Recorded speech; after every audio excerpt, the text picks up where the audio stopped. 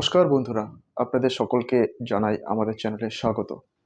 আজকে আপনাদের সাথে এক নতুন ওষুধ সম্পর্কে আলোচনা করব, যেটি সকলের কাছেই কম বেশি পরিচিত।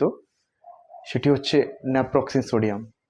তো চলুন জেনে নিই এর বিশেষত্ব এবং এটি কিভাবে আমাদের সাহায্য করতে পারে। ন্যাপ্রক্সিন সোডিয়াম একটি এনিসাইড গ্রুপের অ্যান্টি ইনফ্ল্যামেটরি ড্রাগস, যা কিনা ব্যথা, জ্বর এবং প্রদাহকে কমাতে সাহায্য করে। ব্যথার সময় আমাদের শরীরে সাইক্লোক্সিজেনেস নামক একটি এনজাইম রিলিজ হয়, যেটি কিনা প্রোস্টাগ্ল্যান্ডিন নামক একটি কেমিক্যাল তৈরি করে, যেটি আমাদের শরীরে ব্যথার জন্য মূলত দায়ী। ন্যাপ্রক্সিন এই সাইক্লোক্সিজেনেস এনজাইমের কাজকে বাধা দিয়ে আমাদের শরীরের প্রদাহ এবং ব্যথাকে কমিয়ে দেয়।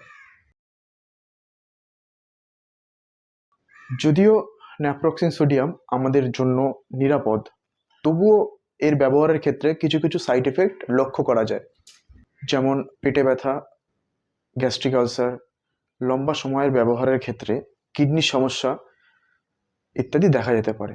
যাদের অলরেডি হার্টের সমস্যা, কিডনির সমস্যা আছে এবং গর্ভবতী মহিলারা, তাদের ক্ষেত্রে এটি ব্যবহারের ক্ষেত্রে সাবধানতা অবশ্যই অবলম্বন করা উচিত।